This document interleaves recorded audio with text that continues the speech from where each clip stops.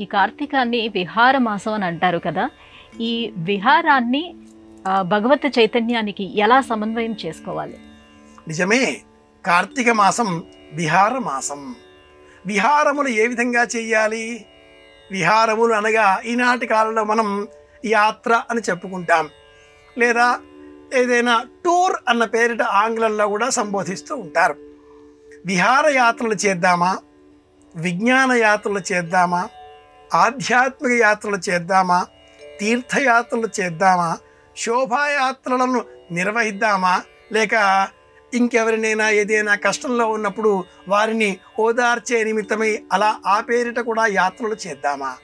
ఏ యాత్రలు విజయవంతమైనవి, ఏ యాత్రలు లాభదాయకమైనవి?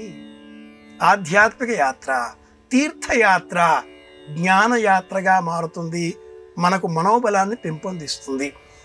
ఉన్న చోట కాకుండా తీర్థక్షేత్ర సందర్శనం చేసిన ఎడల ఆయా దివ్యక్షేత్రాలలోని నీరు, ఔషధీ విలువల గల మొక్కలు, స్వయంగా వ్యక్తమైనటువంటి దైవరూపం, వీటి కారణంగా అద్భుతమైన చైతన్యాన్ని మనం పొందగలుగుతాం. కనుక శక్తి సహకరించినట్లయితే, ద్రవ్య ఇతర వనరులు ఉన్నట్లయితే తీర్థయాత్రలు ఆచరించాలి.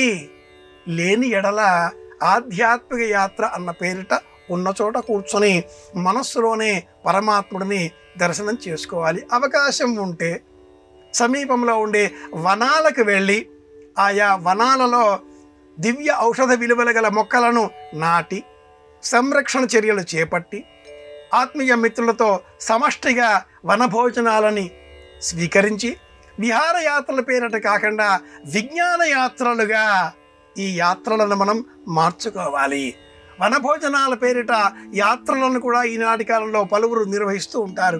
ఈ వనభోజనాలను విజ్ఞాన యాత్రలుగా, జ్ఞానయాత్రలుగా, ఆధ్యాత్మిక యాత్రలుగా, తీర్థయాత్రలుగా మార్చుకోవలసిన అవసరం మన చేతుల్లోనే ఉంది. మనం ఎలా అనుకుంటే అలా ఆచరించగలుగుతాం. కనుక యాత్రలు తప్పనిసరి. అవకాశం ఉంటే చేద్దాం, లేని ఎడల మనస్సులోనే యాత్రలను నిర్వహించుకుందాం.